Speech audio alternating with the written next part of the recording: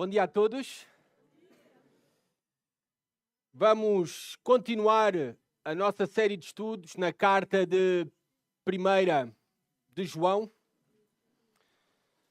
A carta de 1 de João. No capítulo 2, vamos continuar o estudo deste capítulo. Se tu perdeste os estudos anteriores, tu podes ir ao YouTube da Igreja Batista da Ramada e lá terás acesso a todo este conteúdo.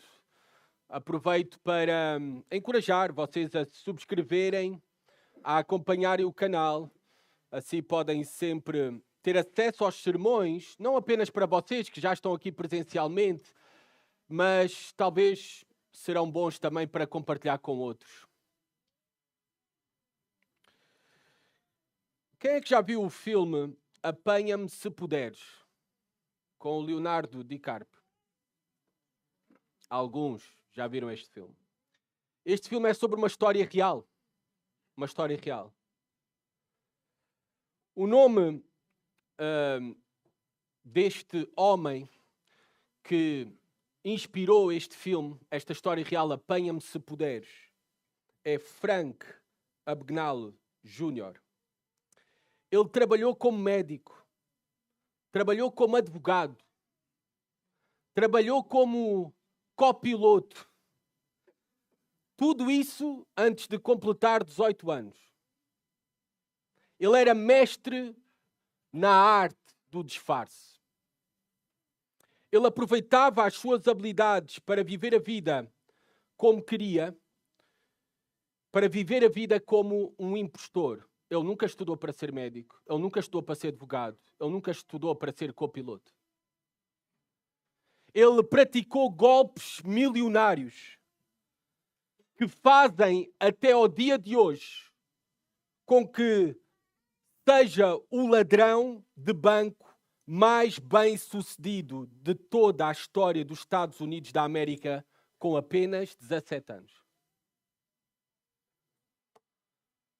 Mas o filme tem um agente do FBI, o agente Carl, que usa todos os meios que tem ao seu dispor para encontrá-lo e capturá-lo. Mas Frank está sempre à sua frente. Esta é a história do impostor. Um impostor, um mestre do disfarce. Reunido com a Igreja de Cristo, também se juntam a nós vários impostores. Mestres do disfarce. Eles parecem como cristãos, eles falam como cristãos e eles agem como cristãos. Como é que nós podemos reconhecer que alguém é de facto um cristão? Como é que nós podemos reconhecer alguém que conhece verdadeiramente a Deus? E como é que podemos identificar quem são os impostores? Bem, a carta do apóstolo João, esta primeira carta, nos ajuda, e muito, de uma maneira bem prática. Vamos ver quem conhece verdadeiramente a Deus. Porque muitos de nós, eu também, dizemos, eu conheço aquela pessoa. Eu até já tive a oportunidade pessoalmente de estar pessoalmente com alguns famosos, mediáticos, figuras públicas, que seguramente também vocês muito conhecem essas figuras públicas. Entre eles jogadores de futebol como Ricardo Quaresma, Eric Cantona. Eu já estive com eles pessoalmente, já tirei fotos com eles, já me cruzei com eles. Também com pastores que têm um grande destaque pelo seu ministério e um grande reconhecimento até do mesmo na internet, que hoje ajuda a divulgar e muito. Pastores como John Piper, já estive pessoalmente com ele. Pastores como o reverendo Augusto Nicodemos, já estive pessoalmente com ele. Inclusive até já gravei um vídeo com ele. Agora, nós até podemos saber o nome dessas pessoas. Nós até podemos saber a história dessas pessoas. Nós até podemos saber as ideias dessas pessoas e convicções. Podemos saber tudo isso sem nunca termos uma relação real com essas pessoas. A questão principal do texto de hoje é muito simples, mas muito profunda. Quem verdadeiramente conhece a Deus? Como podemos identificar alguém que verdadeiramente conhece a Deus, que tem um relacionamento real com Deus, ou alguém que é um impostor? Então vamos ler a palavra de Deus juntos. 1 João, capítulo 2, versículo 3 até ao versículo 17. Diz assim a palavra de Deus. E sabemos que o conhecemos se guardarmos os seus mandamentos. Aquele que diz, eu o conheço, e não guarda os seus mandamentos, é mentiroso, e a verdade não está nele. Mas todo o que guarda a sua palavra, neste o amor de Deus tem de facto se aperfeiçoado. E assim sabemos que estamos nele. Quem afirma estar nele, também deve andar como ele andou. Amados, não vos escrevo um mandamento novo, mas antigo, que tendes desde o princípio. Esse mandamento antigo é a palavra que ouvistes. Contudo, o mandamento que vos escrevo é novo, verdadeiro em Cristo e em vós, pois as trevas vão passando e já brilha a verdadeira luz. Aquele que diz estar na luz, mas odeia o seu irmão, até agora está nas trevas. Aquele que ama o seu irmão permanece na luz e nele não há escândalo, não há tropeço. Mas aquele que odeia o seu irmão está nas trevas e por elas anda, sem saber para onde vai, pois as trevas lhe cegaram os olhos. Filhinhos, eu vos escrevo porque os vossos pecados são perdoados por amor do seu nome. Pais, eu vos escrevo porque conheceis aquele que é desde o princípio. Jovens, eu vos escrevo porque venceste o maligno. Crianças, eu vos escrevi porque conheceis o Pai. Pais, eu vos escrevi porque conheceis aquele que é desde o princípio. Jovens, eu vos escrevi porque sois fortes e a palavra de Deus permanece em vós e já vencestes o maligno. Não ameis o mundo, nem o que nele há. Se alguém ama o mundo, o amor do Pai não está nele. Porque tudo o que há no mundo, o desejo da carne, o desejo dos olhos e o orgulho dos bens, a soberba da vida, não vem do Pai, mas sim do mundo.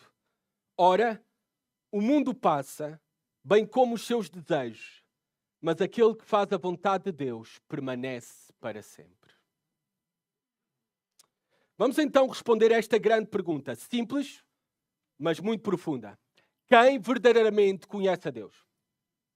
Primeiramente vemos que o conhecimento de Deus, o conhecimento verdadeiro de Deus, evidencia-se pela obediência. Do versículo 3 até ao versículo 6. O conhecimento de Deus, o verdadeiro, manifesta-se, evidencia-se pela obediência. Ou seja, quem conhece verdadeiramente a Deus, a sua vida é marcada por obediência. As seguintes palavras que eu agora vou citar, do versículo 3 até ao versículo 6, elas se encontram repetidas várias vezes. E estas palavras, pela sua repetição, nos ajudam a entender qual é o ponto principal que o apóstolo João quer marcar aqui, nestes versículos. Se tu queres entender, ao ler melhor as Escrituras, interpretar melhor as Escrituras, presta atenção simplesmente às palavras que se repetem. E aqui do versículo 3 ao 6, nós vemos que a palavra conhecer se repete 4 vezes. É por isso que estamos a falar sobre quem conhece verdadeiramente a Deus. Este é o ponto de João. A palavra nele se repete 4 vezes. Obviamente, talvez na tua tradução não te vais identificar, mas confia em mim, está bem? Está lá 4 vezes.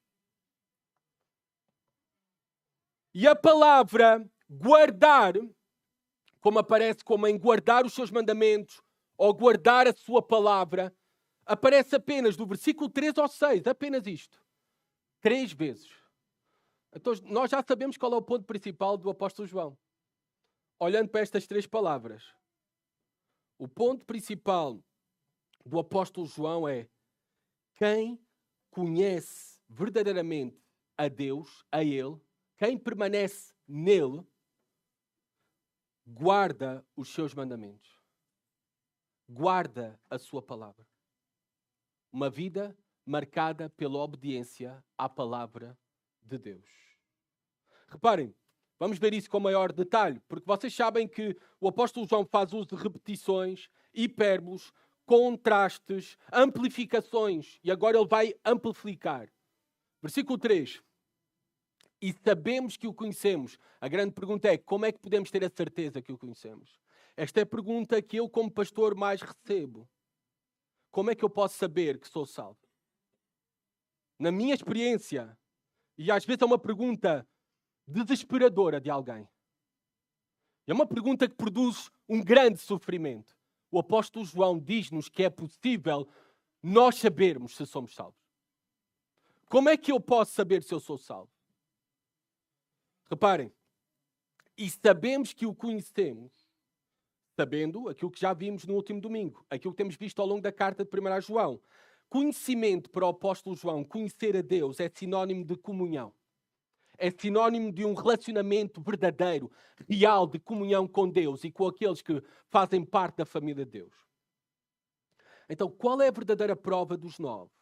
Qual é o teste mais básico de todos para avaliarmos se alguém conhece verdadeiramente a Deus? Vemos aqui que não é falar hebraico ou aramaico, como Jesus Cristo falava. Não é vestir as mesmas roupas de Jesus Cristo, as roupas típicas da Palestina do primeiro século. Não, qual é a prova? A primeira pergunta, e a principal para responder, é: guardamos os mandamentos de Deus? Porque é isto que o apóstolo João está a dizer. E sabemos que o conhecemos se guardarmos os seus mandamentos. Logo, é fácil chegar aqui a uma conclusão. Se a tua vida, se a minha vida, não é marcada de forma geral por uma obediência aos mandamentos de Deus, como é que tu e eu podemos ter a segurança que conhecemos a Deus? Que partilhamos a vida de Deus, que é isso que é a comunhão. João afirma categoricamente que tu não podes ter essa segurança, que conheces a Deus, se a tua vida não é marcada por obediência aos seus mandamentos. Versículo 4, ele vai amplificar esta ideia. Aquele que diz: eu o conheço e não guarda os seus mandamentos, é mentiroso. E a verdade não está nele. Uma vida que destoa da confissão de boca é uma mentira. É uma mentira. E o apóstolo João tem vindo a repetir isso várias vezes. Nós já temos visto. Versículo 6, versículo 8, versículo 10. É uma mentira se tu dizes uma coisa, mas na prática não a vives. É mentiroso. A verdade não está nele. Não conhece a verdade. E a verdade para nós é personificada na pessoa de Jesus Cristo. Eu sou o caminho, a verdade e a vida. Não conhece a Jesus Cristo. Não tem comunhão real com Ele. Pode conhecer sobre Ele o seu nome, as suas ideias. Muitos crescem nos bancos das igrejas, das cadeiras das igrejas. Sabem muita coisa sobre a Bíblia. Conseguem citar vários versículos de memória. Mas há uma diferença entre conheceres algo sobre uma pessoa ou sobre algo e outra coisa é teres uma comunhão real com essa pessoa. É uma grande diferença. João está a dizer, se a tua vida, não importa aquilo que tu sabes, não importa até aquilo que tu sentes. Quantas vezes eu já estive sentado à frente de pessoas confrontando pelo seu pecado e a pessoa me diz: eu sinto-me em paz, eu sei que isto é da vontade de Deus, eu até orei por isto. Eu sei que, pastor, eu sei que ele é descrente. Mas eu orei por ele. Deus respondeu às minhas orações. Eu sinto que isto é a vontade de Deus. Nem importa aquilo que tu sentes. João está a dizer, não importa aquilo que tu sabes, não importa aquilo que tu sentes. Se tu não obedeces aos seus mandamentos, à sua palavra, és mentiroso e a verdade não está em ti. A vida marcada por obediência à vontade de Deus, à palavra de Deus, é necessário um julgamento. João está a fazer um julgamento e a verdade não está nele. Agora, muitos já têm ouvido, muitos de vocês, irmãos, eu sei, que têm ouvido, não julgueis, para que não sejais julgados. Estou a citar uma afirmação bíblica, está em Mateus capítulo 7. Agora, em Mateus capítulo 7, o problema não é o julgamento em si. Se tu lês com atenção e se tomas atenção ao contexto, não é o julgamento a crítica de Jesus. Porque ele vai emitir logo a seguir a dizer não julgueis, para que não sejais julgados, ele vai emitir um julgamento. Não atirem pérolas aos porcos. Para nós sabermos que é porcos, identificar, temos que emitir um julgamento. Versículo 7, Mateus 7, 7, se eu não estou em erro, estou a dizer de memória, tá bom? Nós vemos que o problema não é o julgamento. O problema para Jesus é a hipocrisia no julgamento. Tu julgas, mas vives de outra maneira. O problema está na hipocrisia. Bem, já como citei ao início Augusto Nicodemos, permitem-me citar um comentário dele sobre este texto em Mateus 7. Não julgueis para que não sejais julgados. Ele faz o seguinte comentário, Augusto Nicodemos, o reverendo. Julgar é parte essencial da vida cristã. O versículo 6 exige um julgamento. Deixem-me só ler para vocês Mateus capítulo 7, versículo 6. Afinal eu estava errado, não era o versículo 7, era o versículo 6, que há uma emissão de julgamento. Diz assim, não deis aos cães o que é santo, nem lanceis aos porcos as vossas pérolas, para não acontecer que eles as pisem e os cães, voltando-se, vos despedacem. Augusto Nicodemos continua. O versículo 6, este, exige um julgamento. Somos diariamente chamados a exercer o papel de juízes movidos por amor às pessoas e zelo pelas coisas de Deus. Quem nunca julga contribui para que o erro se propague e as pessoas continuem equivocadas. Quem não julga mostra que não tem convicções e por isso torna-se cúmplice de mentiras, heresias e atos imorais e antiéticos. Por outras palavras, nós precisamos de emitir julgamentos. Aquele que diz uma coisa com a sua boca, mas vive de outra maneira, ele é mentiroso e a verdade não está nele. Esta pessoa vive um auto-engano. Já temos visto isso. No último domingo nós vimos isso. É um auto-engano. A pessoa está convencida de algo que não é. Infelizmente, o grande problema do cristianismo do século XXI é muitos que estão convencidos e não convertidos. Esse é o grande problema. Por isso, tantos escândalos no nosso meio. Por isso, uma igreja tão fraca espiritualmente. Por isso, tão pouca devoção a Deus. E zelo pelas coisas espirituais. Porque há muitos que estão convencidos, mas não convertidos. Vivem num auto-engano. Há uns anos atrás, estava na voga, bem, nem sei se isto é uma palavra em português, mas pronto. Estava na voga de falar de cristãos carnais. Ou seja, pessoas que se diziam cristãs, mas viviam como demónios. Faziam as mesmas obras dos demónios. Mentir, enganar, atos de imoralidade. No entanto, elas estavam bem com isso. Porque até diziam, o que eu quero é somente estar no céu. Eu nem estou preocupado com as coroas, com as recompensas, com os galardões. Eu já aceitei Jesus Cristo como meu Senhor e Salvador, eu vou para o céu. Já não importa como eu vivo. E teólogos defendiam esta atitude e comportamentos dizendo que eles são cristãos carnais. Eu tenho uma notícia para vocês. Isso não existe na Bíblia. Para João, isso não entra na cabeça dele. Ou é branco ou negro. Não está na cabeça dele. Se diz uma coisa, mas faz outra, a verdade não está nele. Não conhece a Deus. E porquê?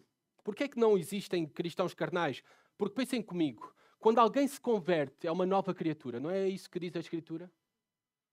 Deus deu uma nova natureza. Não é? Uma nova natureza com novos desejos, novas vontades, novos sentimentos, novas afeições. Esta é que é a verdadeira conversão. Não é apenas de boca. É de vida. Bem, na minha experiência, eu vivi 4 anos, para quem não soube, na Argentina. Um dos trabalhos como eu tinha como aluno lá, tinha que trabalhar enquanto estudava. Esta é a realidade da maioria dos seminaristas. Um dos trabalhos foi cuidar do campo. Entre cuidar do campo e matar animais para o alimento e sustento do Instituto Bíblico, um dos trabalhos também era, neste alimento e cuidado, era cuidar dos porcos.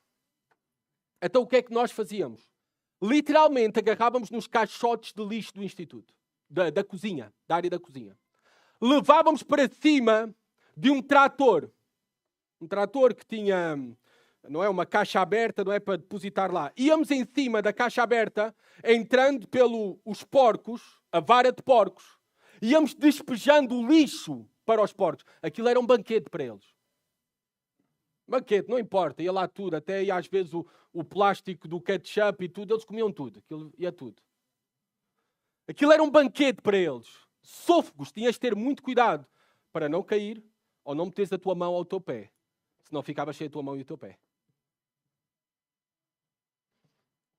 Porque esta é a natureza dos porcos.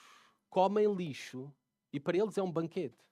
Agora imagina-te que eu agarro num caixote do lixo e vou à tua casa e coloco ele sobre a tua mesa e eu digo, vamos almoçar isto juntos. Tu irias rejeitar, ter nojo, talvez olhar só para o lixo, irias vomitar ali à minha frente? Porquê? Porque não é da tua natureza. Tu não és um porco. Vêem como não existe cristãos carnais.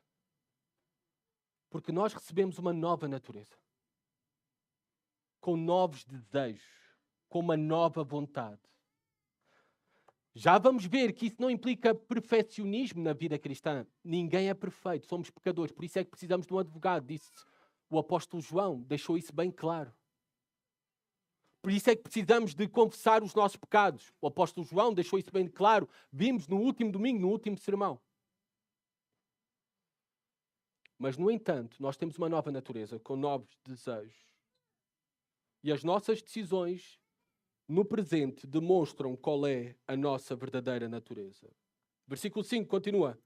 Mas, repara, está a fazer agora um contraste. Um contraste para aqueles que não estão na verdade. Então, vamos ver quem verdadeiramente conhece a Deus. Quem verdadeiramente conhece a verdade, a Jesus Cristo. Versículo 5. Mas todo o que guarda a sua palavra, neste o amor de Deus tem de facto se aperfeiçoado. E assim sabemos que estamos nele. Todo o que guarda a sua palavra. Nós vemos que guardar os mandamentos de Deus é guardar a sua palavra. Como é que nós podemos saber qual é a vontade de Deus? Unicamente por meio da sua palavra. É por isso que aquele que nasceu de novo, ele está interessado em conhecer a palavra de Deus. Para poder conhecer como agradar a Deus. Como obedecer a Deus. E é neste que conhece a palavra, que conhece os mandamentos e se esforça por guardar, observar, obedecer à palavra de Deus. É neste que o apóstolo João diz que o amor de Deus tem de facto aperfeiçoado. Tem cada vez se tornado mais completo, maduro. Esta é a ideia do apóstolo João. E aqui está na forma passiva, aperfeiçoado. Este verbo, aperfeiçoado, está na forma passiva. Ou seja, não é algo que a pessoa cria, é algo que recebe. E recebe da parte de Deus. É Deus quem executa esta ação. Quando Deus derrama sobre nós, os convertidos, os salvos, o seu amor, esse amor que nós conhecemos por meio de Jesus Cristo, esse amor é transformador. E este amor continua a ser derramado e continuamos a crescer no conhecimento do mesmo, na nossa comunhão com Ele. E é isso que nos vai renovando, nos vai aperfeiçoando no presente. Então o que aprendemos é que a vida cristã não é perfeição, mas é progressão. Perfeição aqui nunca, nenhum de nós vai atingir. Mas crescimento, sim. Progressão, sim. E nós sabemos que é possível, então, crescer em maturidade espiritual. Aqueles que já têm experimentado o amor de Deus, aqueles em quem o amor de Deus foi derramado, foram transformados e que agora amam também a Deus. Ou seja, a verdadeira conversão implica uma real transformação. Quem tem o poder de transformar o coração, a alma do homem, não é a terapia secular. Não tem o poder de o fazer. Terapias humanas não mudam a natureza de ninguém. Não têm o poder de mudar o coração de ninguém. Podem maquilhar, podem mudar comportamentos, mas o coração, só há um que tem poder de transformar. E esse é Deus. Por meio da obra amorosa de Deus em nosso favor. A obra da redenção consumada em nosso favor por Jesus Cristo. É nesses que o amor de Deus tem de facto sido aperfeiçoado. Eles estão progredindo. Eles estão crescendo. É o amor de Deus em nosso favor que nos salvou. E é o amor de Deus que nos continua no presente a santificar. É por isso que eu costumo dizer que uma fé que salva, uma fé verdadeira que salva, é uma fé que santifica. O amor de Deus tem de facto aperfeiçoado. Somente alguém nascido de Deus e amado por Ele é que é capaz de retribuir este amor e guardar os seus mandamentos. Não por obrigação, por amor. Por amor. Versículo 6. Reparem a expansão. Ele vai expandir esta ideia. A ideia sobre aqueles que guardam a palavra de Deus. A ideia sobre aqueles em que o amor de Deus tem de facto se aperfeiçoado. A ideia sobre aqueles que estão de facto em Deus, têm um relacionamento real com Deus. Versículo 6, o que é que afirma? O apóstolo João: quem afirma estar nele, também deve andar como ele andou. Como ele andou. Como ele quem? Jesus Cristo. Porque para o apóstolo João, ele só conheceu um Deus e foi por meio de Jesus Cristo. Ele viu, ele tocou, ele ouviu. É assim que começa a carta de 1 João. Andar para o apóstolo João é sinónimo de viver. Quem afirma estar nele deve também viver como ele viveu. O nosso padrão agora, o nosso modelo, não são os nossos ideais pessoais, não são os outros, mas é o próprio Senhor e Salvador Jesus Cristo. Ele é o nosso modelo, é o nosso padrão. Nós não nos comparamos na vida cristã com os outros. Nos comparamos com Ele. E sempre que nos compararmos com Ele, nós seremos humilhados. E veremos que ainda nos falta muito para progredir. Para sermos aperfeiçoados. E por isso é que desfrutamos do seu amor. Porque sabemos que somos o que somos e temos o que temos e os privilégios que temos unicamente porque Ele nos amou. Não por aquilo que nós somos. Porque olhamos para Jesus Cristo e nós não somos como Ele. No entanto, por amor, queremos ser como Ele. Queremos o agradar. Agora pensem comigo, por favor, como é que andou o nosso Senhor Jesus Cristo? Eu vou ler vários versículos, no relato dos Evangelhos que mostram como é que andou, viveu o nosso Senhor Jesus Cristo e como é que nós devemos também viver. Reparem as afirmações de Jesus Cristo. A minha comida é fazer a vontade do meu Pai. Mais, Mateus 4:4. Não só de pão viverá o homem, mas toda a palavra que sai da boca de Deus. Tens esse desejo pela palavra de Deus, tu? Tens esta prioridade para ti? Sentes esta necessidade como sentes a necessidade de comer pela palavra de Deus para a tua alma? Nós devemos viver como Ele viveu, como Ele andou. Sentes o desejo de fazer a vontade de Deus a cada dia, quando abres os teus olhos. A tua primeira preocupação é: Senhor, ajuda-me hoje a fazer a tua vontade. Essa é a tua oração antes de sair da cama?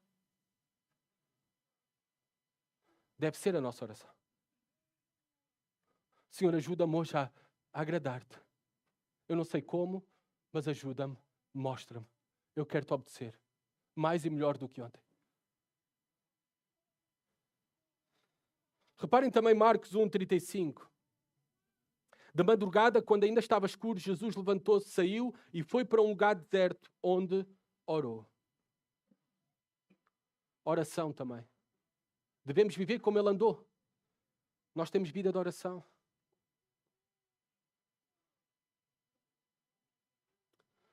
Nós temos esse tempo a sós com Deus.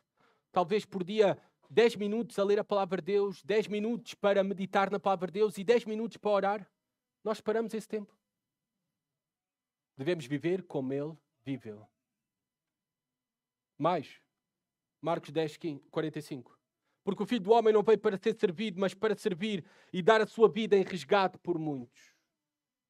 Jesus Cristo veio para servir. É assim que nós olhamos para as nossas vidas, para as nossas vocações. Nós somos chamados a servir no reino de Deus, a servir a Igreja de Cristo, a servir uns aos outros. Nós devemos viver como Ele viveu. Alguém disse que a nossa santidade pessoal não é a base da nossa salvação. Obviamente, ninguém é salvo pelas suas boas obras.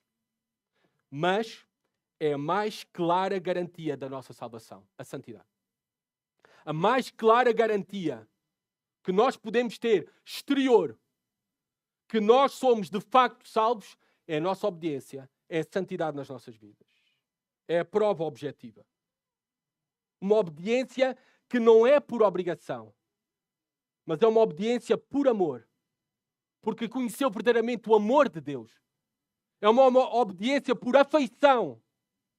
Nós obedecemos porque o amamos. Nós o obedecemos porque o amamos.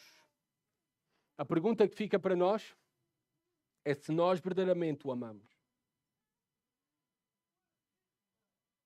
Se verdadeiramente aquilo que move as nossas vidas é uma vida de obediência por amor.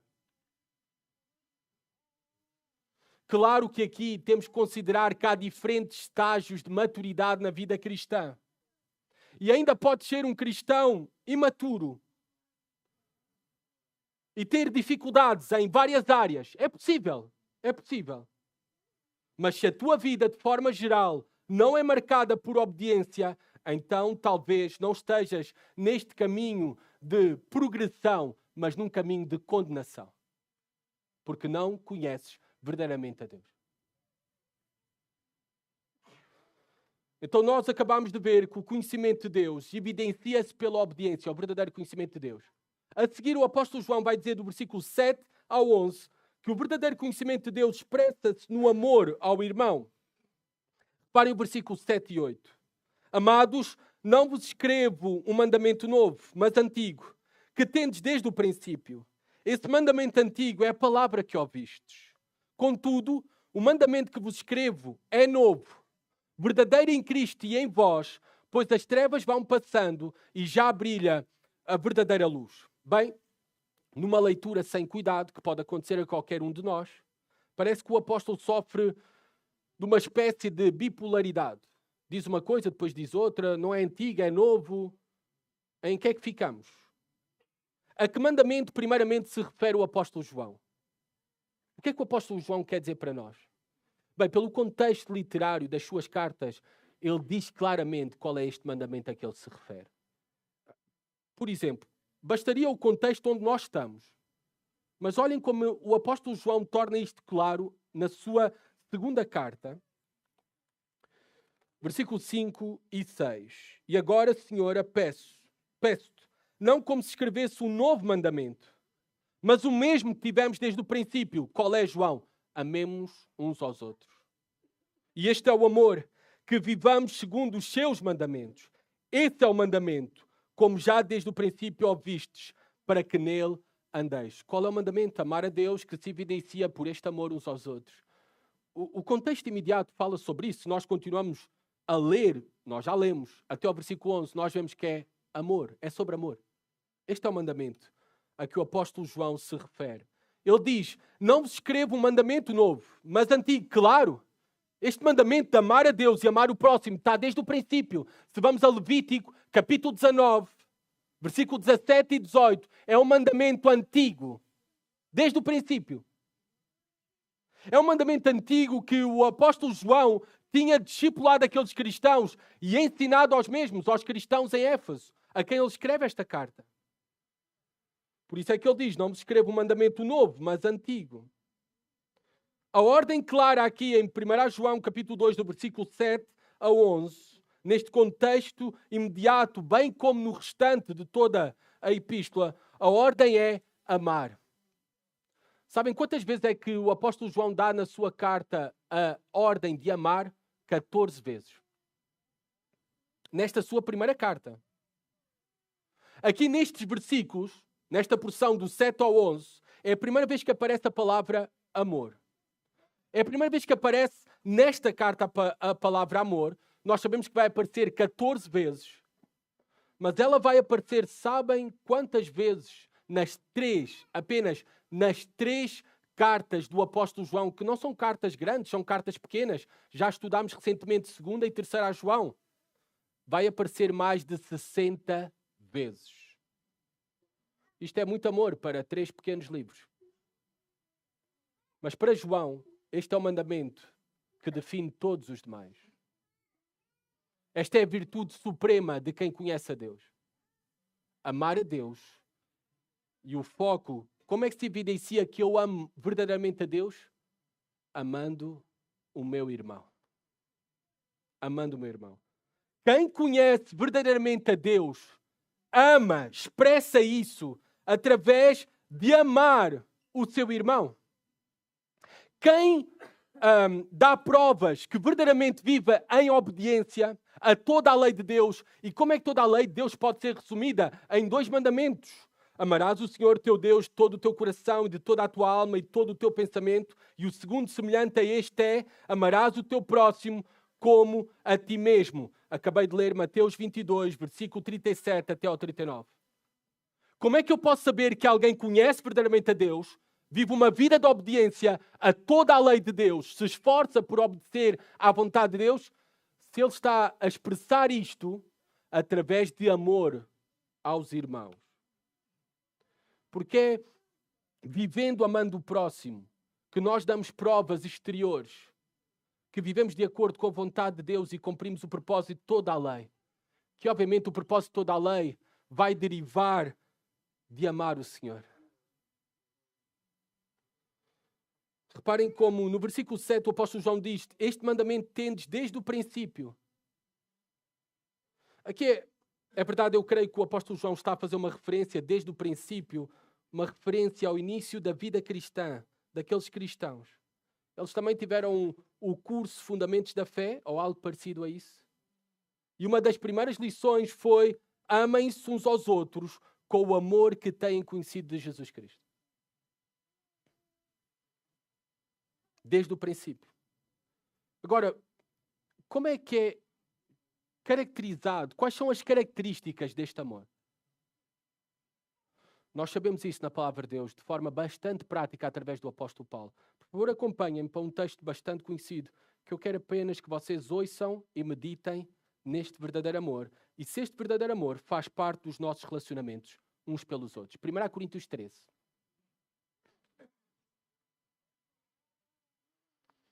Diz assim a palavra de Deus. E agora vos mostrarei um caminho muito superior. O amor é o dom, é a virtude de excelência. Porque é o amor a Deus e o amor ao próximo que nisto está todo o cumprimento da palavra. Todo o cumprimento da lei. E reparem como o apóstolo Paulo caracteriza o verdadeiro amor. Este amor do qual o apóstolo João está a falar. Mesmo que eu falasse as línguas dos homens e dos anjos, mas não tivesse amor, seria como o metal que soa ou como o prato que retine. E mesmo que eu tivesse o dom de profecia e conhecesse todos os mistérios e tivesse todo o conhecimento e mesmo que tivesse fé suficiente para mover montanhas, mas não tivesse amor, eu nada seria. E mesmo que eu distribuísse todos os meus bens para o sustento dos pobres e entregasse o meu corpo para ser queimado, mas não tivesse amor, nada disso me traria benefício algum. E agora eu vou ler devagar e eu quero que vocês pensem nas características do verdadeiro amor. Se ela faz parte dos teus relacionamentos, dos nossos relacionamentos como igreja. Reparem, o amor é paciente. O amor é benigno. Não é invejoso. Não se vangloria. Não se orgulha. Não se porta com indecência. Não busca os próprios interesses. Não se enfurece. Não guarda ressentimento do mal. Não se alegra com a injustiça. Mas congratula-se com a verdade. Tudo sofre. Tudo crê. Tudo espera.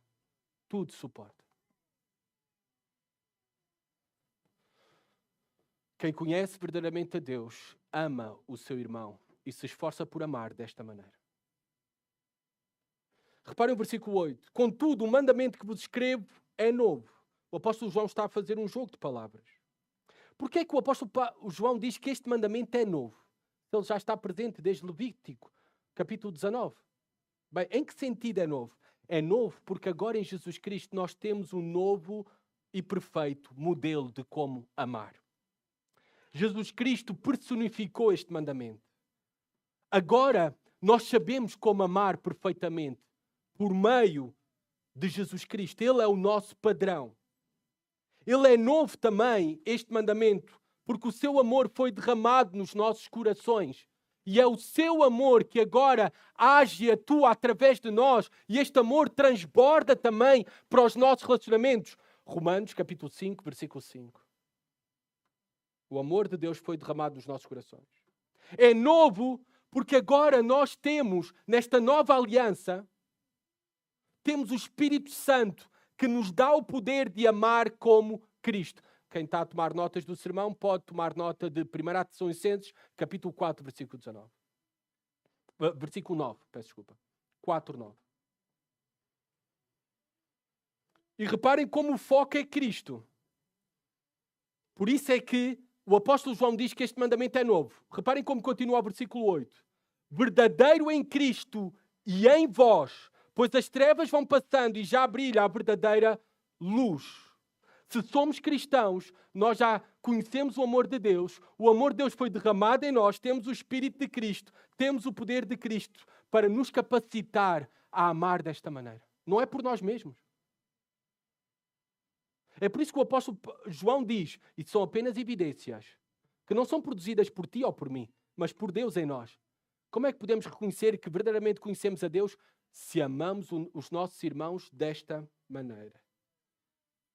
E nós temos na vida cristã, em Cristo, tudo aquilo que nós necessitamos. Ele é o nosso poder para obedecer a Deus, Ele é o nosso modelo e Ele é o meio pelo que tudo na vida do cristão é executado. Inclusive a amar desta maneira. Porque tal como o Senhor Jesus Cristo disse e afirmou categoricamente, sem mim nada podeis fazer. Pois as trevas vão passando e já brilha a verdadeira luz. A igreja brilha na escuridão desta geração em trevas, desta geração corrompida e perversa neste mundo. Como é que a igreja brilha? É por meio do amor que ela brilha. É por meio de amar os seus inimigos. É por meio de lavarmos os pés uns dos outros, tal como Jesus Cristo fez, lavando os pés dos seus discípulos. E não lavou apenas os pés a 11, lavou a 12. Lavou a Judas Iscariotes, traidor.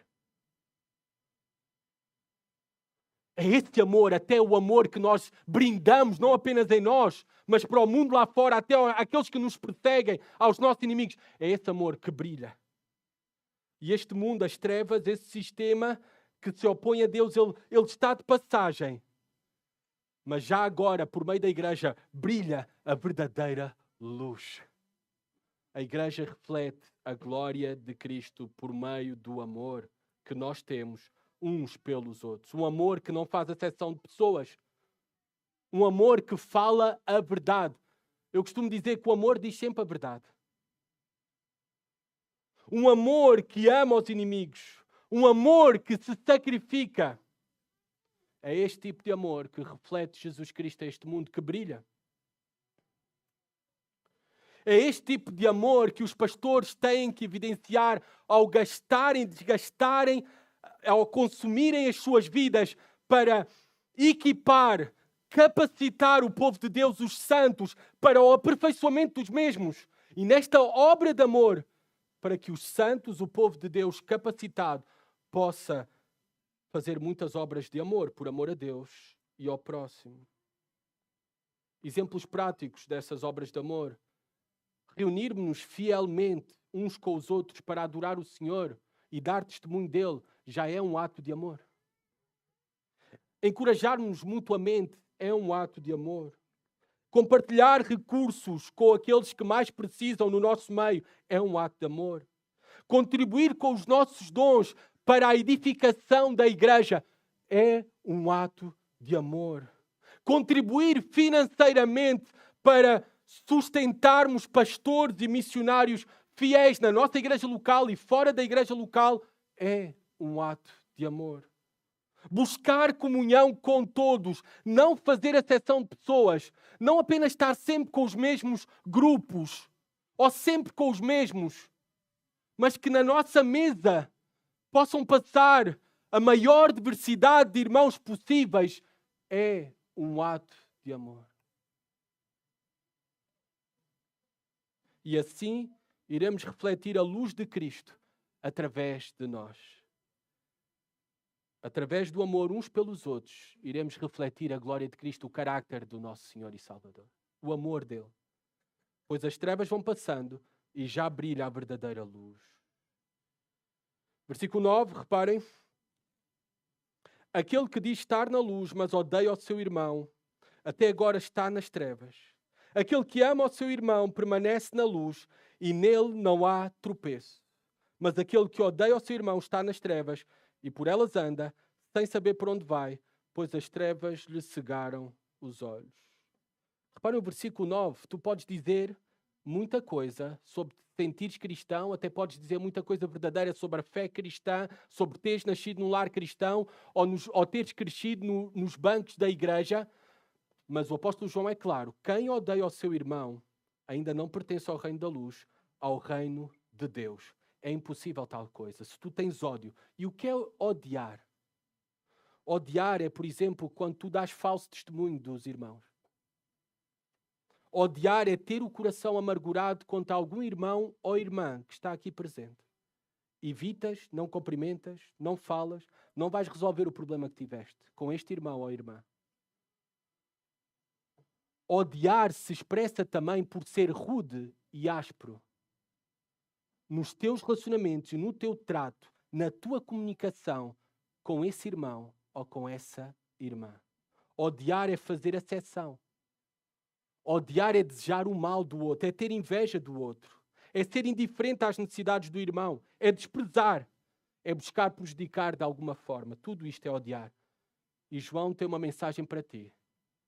Se é isto que tu estás a sentir e não te arrependes, se hoje talvez o Espírito Santo está-te a confrontar, arrepende-te. Confessa o teu pecado a Deus e também confessa o teu pecado ao teu irmão ou à tua irmã. Busca a reconciliação, a restauração. Porque se tu estás bem assim como tu estás, esse é um sinal. João tem uma mensagem para ti. Quem odeia o seu irmão não pertence ao reino da luz, não pertence ao reino de Deus, não conhece verdadeiramente a Jesus Cristo. Agora o contraste positivo, versículo 10. Aquele que ama o seu irmão permanece na luz. João usa muito permanecer para alguém que é salvo, que tem verdadeira comunhão com Deus. E diz, e nele não há tropeço. Esta palavra pode ser traduzida também escândalo.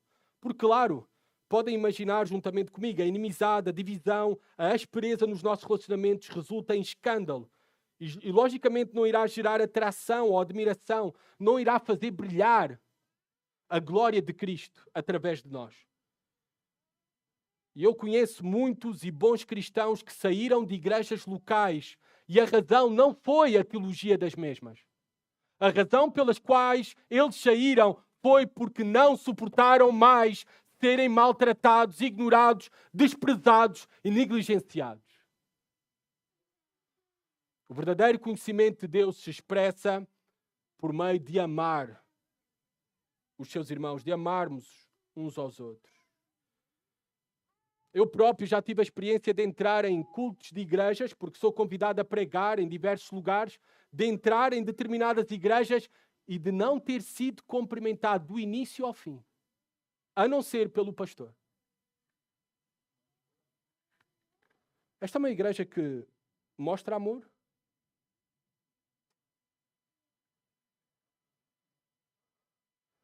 Quem conhece verdadeiramente a Deus, ama o seu irmão. Tal como Jesus Cristo disse, nisto todos conhecerão que sois meus discípulos, se vos amardes uns aos outros. João 13:35.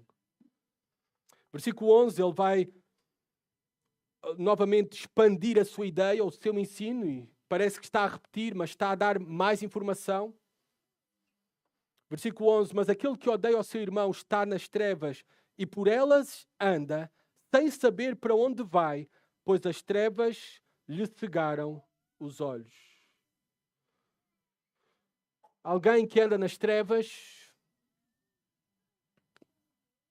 é marcado por ódio ao seu irmão e ele não sabe para onde vai porque vive num auto-engano. São ignorantes da sua realidade. Pois as trevas lhe cegaram os olhos. E nós temos outro texto, não é? As trevas é a luz, a tudo aquilo que se opõe a Deus, à luz, ao reino da luz. Nós temos outro texto que diz que o Deus deste século cegou o entendimento deles. A lição de João é clara. A nossa confiança que temos comunhão verdadeira com Deus, que conhecemos verdadeiramente a Deus, não está numa experiência emocional, não está até numa vigília, talvez, que passaste uma noite inteira a orar. Isso também não garante a tua salvação. Não está até nos teus sentimentos. João é claro para nós. Está em duas provas. Se a tua vida é marcada por obediência e é marcada, de forma geral, por amor aos teus irmãos. É essa a prova. Porque crer em Jesus Cristo, a verdadeira conversão, é transformador. Novos convertidos são verdadeiramente transformados. Martinho Lutero escreveu o seguinte sobre este sinal de amar os nossos irmãos. Um sinal como uma marca dos verdadeiros convertidos, daqueles que conhecem verdadeiramente a Deus. Reparem o que ele escreveu. Este deve ser o sinal pelo qual eles devem saber se são verdadeiros cristãos ou não. Onde Cristo habita pela fé, ali ele faz com que essa pessoa se conforme a ele.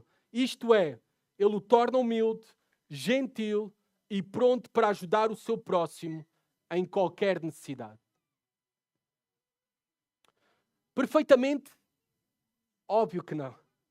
Lembrem-se, João não nos apresenta uma vida cristã de perfeição, mas de progressão, em que tem estas marcas da obediência e do amor.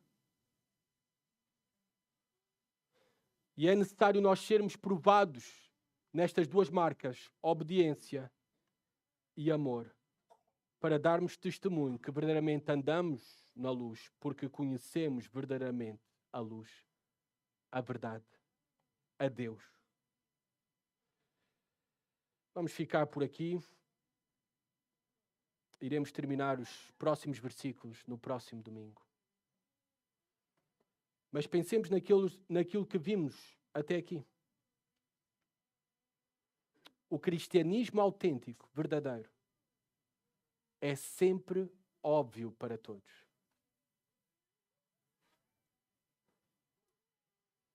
O cristianismo autêntico, verdadeiro, é sempre óbvio para todos. Todos nós sabemos a diferença. Ao reconhecer que o conhecimento de Deus, quem conhece verdadeiramente a Deus, vive em obediência e amor. E nós vamos ver quais são os resultados de viver em obediência e amor no próximo domingo. O conhecimento de Deus produz conformidade à sua vontade. É por isso, na grande comissão, o Senhor Jesus Cristo disse para irmos por todo o mundo, pregar o Evangelho, batizar no nome do Pai, do Filho e do Espírito Santo, ensinando-os a guardar só algumas coisas da Bíblia. Todas as coisas. Devemos observar tudo. E nós também acabamos de ver que o amor aos irmãos é fruto inevitável da verdadeira conversão. Inevitável. Quem é verdadeiramente convertido ama o seu irmão, ama a sua irmã.